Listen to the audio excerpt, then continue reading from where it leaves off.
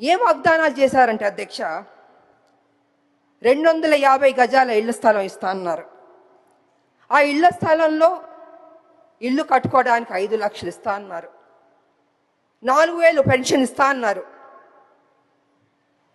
10 లక్షల health insurance ఇస్తా అన్నారు. ఉద్యోగం ఇస్తా అన్నారు. ఇలాగ అనేక వాగ్దానాలు చేశారు అధ్యక్ష. నాకు నిజంగా చాలా సంతోషం అనిపించింది అధ్యక్ష. కానీ ఏమైందంటే అధ్యక్ష, అధికారంలోకి వచ్చింది కాంగ్రెస్, అన్నీ జరిగిపోయినాయి అధ్యక్ష. చూస్తూ చూస్తూ 2 సంవత్సరాలు అయిపోయింది అధ్యక్ష. ఇంతవరకు మా ఉద్యమకారులకి మా ప్రభుత్వం ఇవ్వలేదు అధ్యక్ష.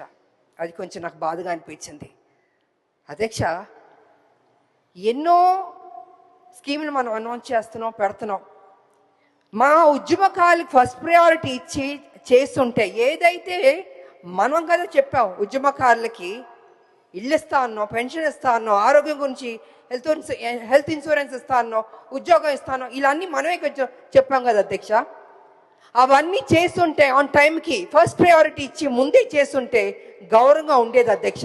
ఇవాళ పరిస్థితి ఏమైందంటే అధ్యక్ష, ఉద్యమకారులు అడుగుతున్నారు, అయ్యా మీరు కదా మాకు ప్రామిస్ చేశారు, ఏమైంది అని వాళ్ళు చాలా గౌరవంగా మర్యాదగా ప్లీజింగ్గా అడిగారు అధ్యక్ష. కానీ నాకు తెలియదు అధ్యక్ష, ఎందుకు డిలే అయిందో నాకు తెలియదు అధ్యక్ష. ఇవాళ కమిటీ వేస్తానని కూడా అని చెప్పారు.